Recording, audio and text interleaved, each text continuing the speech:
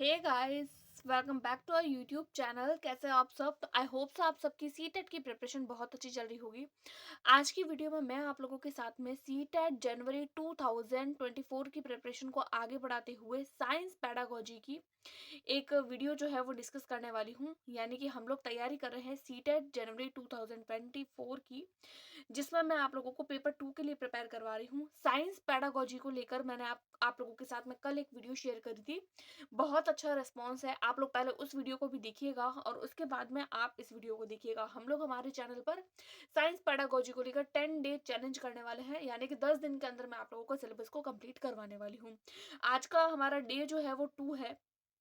कल की वीडियो में मैंने आप लोगों को बताया था विज्ञान का अर्थ और प्रकृति, जिसके कुछ कुछ पॉइंट्स जो है वो रह गए थे, क्योंकि वो वीडियो मैंने बहुत छोटी सी बनाई थी। तो आज की वीडियो में मैं पहले उसको कंप्लीट करूंगी, विज्ञान का अर्थ और प्रकृति वाले पॉइंट्स को।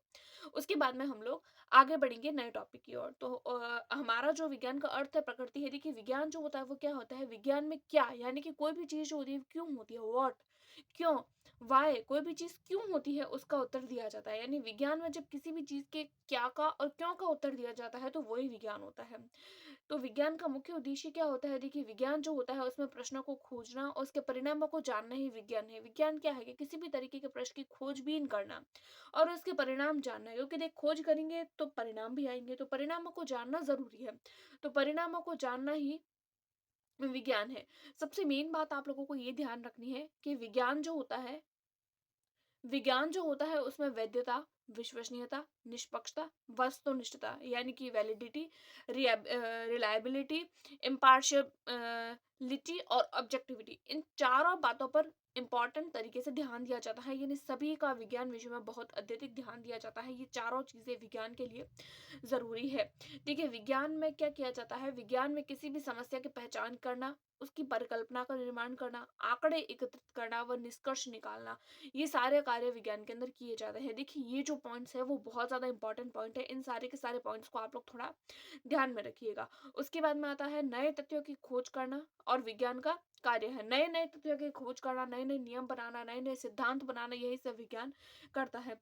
विज्ञान के जो तथ्य होते हैं, देखिए तथ्य जो होते हैं वो सिर्फ तथ्यों तक सीमित न रहे, इसीलिए तथ्य जो होते हैं उसको हम रियल लाइफ से कनेक्ट कर देते हैं। वही हमारे विज्ञान का मुख्य उद्देश्य होता है कि कोई भी चीज जो होती है उसको, विज्ञान की कोई भी चीज उसको रियल लाइफ से कनेक्ट कर दो, वही हमारा मेन उद्देश्य होता है। विज्ञान में प्रयोग व निष्कर्षों पर अधिक निरीक्षणों पर अधिक बल दिया जाता है। विज्ञान जो होता है उसमें कोई भी तरीके का प्रयोग करना, उसका निरीक्षण करना, उसका चेक करना कि प्रयोग करने के बाद में हम लोगों को क्या मिला, इस बात का मुख्य तरीके से जो है वो उस पर अधिक महत्व दिया जाता है। उसके बाद में आता है विज्ञान का उद्देश्य क्या है, कि हम विज्ञान को, हमारा जो भी पाठ्यक्रम है, जो भी हमारी पाठ्यचर्या है, उसके अंदर हम विज्ञान को शामिल क्यों कर रहे हैं, हमारा क्या उद्देश्य हो सकता है विज्ञान को जो है वो हमारे पाठ्यक्रम के शामिल करने का। तो देखिए विज्ञान का प्रमुख उद्देश्य बच्चे के परिवेश यानी एनवायरमेंट को विज्ञान से जोड़ना है। विज्ञान का मुख्य उद्देश्य यही होता है कि बच्चा जो होता है उसको रियल लाइफ से कनेक्ट करना, उसको उसके एनवायरमेंट से जोड़ना। इसीलिए जब हम फर्स्ट क्लास से लेकर फिफ्थ क्लास तक जब हम पर्यावरण अध्ययन पढ़ाते हैं तो उसके साथ साथ हम बच्चे को विज्ञान का ज्ञान भी साथ साथ में दे रहे हैं। उसके बाद में जब हम उच्च प्राथमिक स्तर पर, माध्यमिक स्तर पर आते हैं तो उसको विज्ञान का रूप दे दिया जाता है, बल्कि वास्तविक में तो वो एक तरीके का पर्यावरण अध्ययन ही होता है। उसके बाद में आता है बालक में वैज्ञानिक दृष्टिकोण को उत्पन्न करना, यानी बालक की जो सोच है उसको वैज्ञानिक तरीके का बना देना, वैज्ञानिक सोच का विकास कर देना। बालकों को अवसर देना, यानी बच्चा जो है उसको अपॉर्चुनिटी देना, ताकि बच्चा जो है वो खुद कोई भी काम कर पाए। बच्चे में कोई भी कार्य करने की क्षमता का विकास करना। देखिए हम कोई भी काम करते हैं तो हम उस काम को सीखेंगे, लेकिन अगर कोई भी काम बच्चा कर रहा है तो बच्चा उस काम को सीखेगा।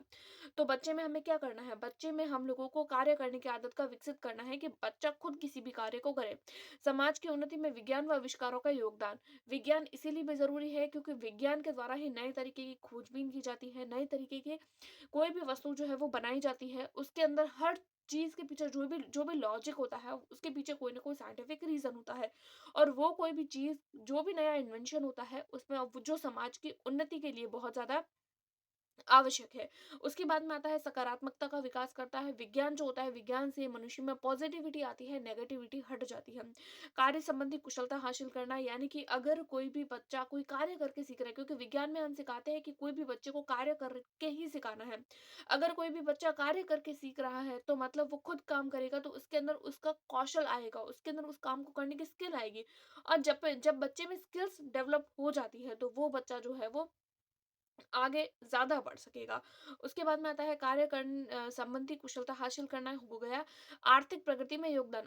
आर्थिक प्रगति का मतलब होता है इकोनॉमिकली बच्चा जो है वो डेवलप हो सकता है, और जब बच्चा डेवलप होगा तो परिवार डेवलप होगा, परिवार होगा तो समाज, और समाज होगा तो देश। इस तरीके से देश की प्रगति के लिए विज्ञान बहुत ज़्यादा ज़रूरी है, और विज्ञान के द्वारा जो वैज्ञानिक दृष्टिकोण का और जो अंधविश्वास होता है, वैज्ञानिक दृष्टिकोण को बढ़ाया जाता है और अंधविश्वास को दूर भगाया जाता है। तो अंधविश्वास को दूर भगाने पर जागरूकता का विकास हो जाता है। बालक जो होता है या मनुष्य जो होता है वो जागरूक हो जाता है हर तरीके से, कि हमें कोई भी काम क्यों करना है, कैसे करना है, कब करना है। इन सारे सवालों के जब बच्चे को जवाब मिल जाते हैं, उसके साथ-साथ में बालक में ज्ञानात्मक पक्ष का, भावनात्मक पक्ष का और क्रियात्मक पक्ष का, यानी तीनों पक्ष जो होते हैं वो जो हम लोगों को ब्लूम टैक्सोनॉमी में देखने को मिलते हैं। इन तीनों पक्ष का ज्ञान जो है वो बालक में आ जाता है, अगर बालक में वैज्ञानिक दृष्टिकोण का विकास हो रहा है।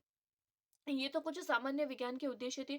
उसके बाद में हम देखते हैं कि प्राथमिक स्तर पर विज्ञान का क्या उद्देश्य हो सकता है, कि प्राथमिक स्तर पर यानी कि फर्स्ट से लेकर फिफ्थ क्लास तक के बच्चे जो होते हैं, उनके अंदर विज्ञान को क्यों पढ़ाया जाता है? वहाँ पर विज्ञान पढ़ाना यानी हम लोग क्या पढ़ा रहे हैं? ईवीएस पढ़ा रहे हैं। तो ईवीएस का एक तरीके से आप लोग जो है वो देख सकते हैं कि बच्चे का क्या उद्देश्य हो सकता है, हम बच्चे को क्यों विज्ञान पढ़ा रहे हैं। प्राथमिक स्तर पर बालक को लर्निंग बाय डूइंग के आधार पर सिखाना, लर्निंग बाय डूइंग जिसके बारे में जॉन डूवी ने बताया था। तो हम हमेशा देखते हैं कि लर्निंग जो होती है वो लर्निंग बाय डूइंग के हिसाब से ही होनी चाहिए। बच्चे को अवसर देना, बच्चे के ज्ञान का पर्यावरण अंदर से जोड़ देना, यानी कि बच्चे का जो ज्ञान है उसको विज्ञान और उसका आंतरिक ज्ञान, उसको पर्यावरण अध्ययन यानी बाहरी ज्ञान से कनेक्ट कर देना बच्चे को। उसके बाद में उच्च प्राथमिक स्तर पर विज्ञान का क्या उद्देश्य हो सकता है? देखिए, उच्च प्राथमिक स्तर यानी कि 6th क्लास से लेकर 8th क्लास तक के जो बच्चे होते हैं, उसके अंदर विज्ञान का क्या उद्देश्य हो सकता है कि हम विज्ञान क्यों पढ़ा रहे हैं? क्रिएटिविटी का विकास करना, यानी सृजनात्मक, बच्चे को ज़्यादा से ज़्यादा क्रिएटिव करना। बालक को क्रियाकलाप और प्रक्रिया पर आधारित कार्य करवाना, यानी कि बच्चा जो है वो खुद काम करके सीखे, क्रियाकलाप करे। और जब हम एनसीईआरटी की बुक्स पढ़ते हैं, तो हम देखते हैं कि ज़्यादातर जो होते हैं, वो प्रक्रियाएँ दी हुई होती है, क्रियाकलाप दिए हुए होते हैं। वो इसीलिए दिए होते हैं। थ्योरी कम होती है, क्रियाकलाप ज़्यादा होती है, क्योंकि जितने ज़्यादा क्रियाकलाप बच्चा करेगा, वो बच्चा उतना ज़्यादा एक्टिव होगा। समूह कार्य पर बल दिया जाता है। समूह कार्य का मतलब होता है समूह में रह के कार्य करना, यानी कि बच्चा जो है वो ग्रुप बनाए और ग्रुप के साथ में कार्य करे। ग्रुप बनाने से बच्चा खुद भी सीखता है, और जो सामने वाला बच्चा जो उसके ग्रुप में है, उससे भी बच्चा कुछ ना कुछ सीखता है, और कार्य करने से भी बच्चा सीखता है। अर्थपूर्ण ज्ञान देना, मूर्त चिंतन पर अधिक बल दिया जाता है।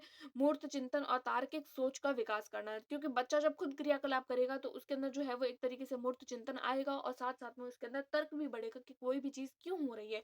उस क्यों का जवाब उसको किसी से पूछना नहीं पड़ेगा, बल्कि उसको अपने आप जवाब मिल जाएगा जब वो उस क्रियाकलाप को करेगा। इस तरीके से बच्चा जो है वो सक्रिय तरीके से ज्ञान को हासिल कर सकेगा, और बच्चे में रटने की प्रवृत्ति खुद से कम हो जाएगी। उसके बाद में आता है, बच्चे का पाठ्यक्रम जो होता है उसको उसकी आयु के अनुसार रखना चाहिए, यानी कि अगर वो बच्चा 6th क्लास का है तो 6th क्लास की जितनी उसकी आयु है, उसकी आयु के आधार पर ही बच्चे का जो पाठ्यक्रम है, उसके जो भी सिलेबस है उसको उस हिसाब से रखना है। ऐसा नहीं है कि बच्चा जो 6th क्लास में है लेकिन उसके कोर्स को हम 8वीं क्लास के या 9वीं क्लास के बच्चे तक दे रहे हैं, तो हमें ऐसा नहीं करना है। बच्चे को कोई भी क्रियाकलाप उसके स्तर के आधार पर, उसकी आयु के आधार पर करवाना है। बालक में सीखने सिखाने की प्रवृत्ति का विकास होता है, यानी बालक जब खुद कोई भी कार्य करता है तो वो खुद भी सीखता है, और सिखाने की प्रवृत्ति भी उस बालक के अंदर विकसित हो जाती है। उसके बाद में आता है, देखिए ये तो थे कुछ उच्च प्राथमिक स्तर पर उद्देश्य। उसके बाद में आता है माध्यमिक स्तर पर। देखिए, जो सीटेट का पेपर होता है वो सिर्फ उच्च प्राथमिक तक ही होता है, लेकिन आजकल आप लोगों ने जब 20 अगस्त वाला सीटेट का पेपर दिया होगा तो उसमें आप लोगों को ध्यान पड़ गया होगा कि जो पैडागोजी और जो साइंस का जो कंटेंट है वो उस तरीके से नहीं पूछा जा रहा है जो पहले पूछा जाता था। तो मैंने सोचा क्यों ना आप लोगों के साथ में प्राथमिक स्तर पर जो वैज्ञानिकों के कुछ ही पॉइंट होते हैं जो आप लोगों को सीटेट के लिए ध्यान रखने होते हैं।